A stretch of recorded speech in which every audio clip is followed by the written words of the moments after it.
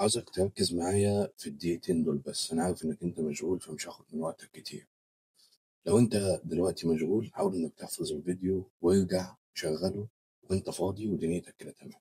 لو أنت مش مشغول هما دقيقتين، مش هكتر عليك، ولكن الدقيقتين دول هيكونوا مفيدين بشكل كبير جدا بإذن الله. دلوقتي عقلك بيسمع اللي أنت بتقوله له، أي حاجة أنت بتقولها له هو بيسمعها، بيحاول إن هو يمشي عليها. جميل.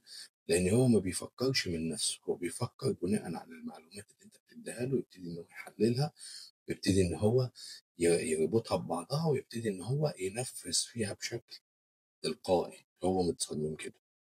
طبعا العقل يعتبر من ضمن اعقد حاجه اتخلقت على وجه الكره الارضيه.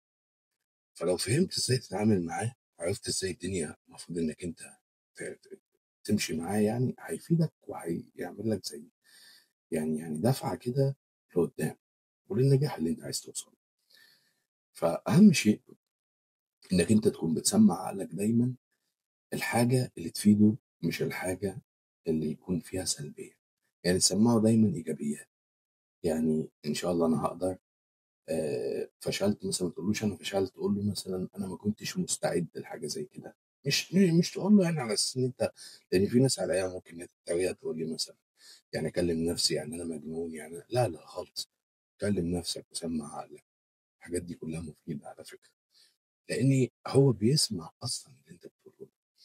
فخلي بالك، لان في ناس بتوصل بيها للدرجه ان هو بيبقى دماغه شغاله 24 ساعه. يقول لك انا بفكر وانا نايم، دماغي شغاله وانا نايم.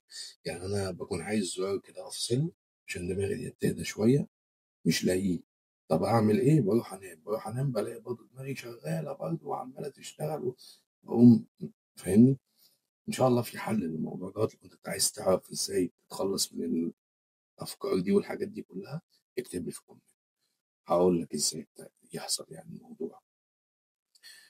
وطلب من الناس اللي بتتفرج، او اي حد حصل مع حاجه زي كده يا ريت يشاركها. الدال على الخير كفاعل. حصل معاك حاجه زي كده وعرفت ازاي تتخلص منها، اكتبها للناس وشاركها مع الناس. حاول انك انت تخرج الحاجه اللي ممكن تفيد الناس. عادي، ما فيهاش مشكله. ما تنساش اللايك والشير.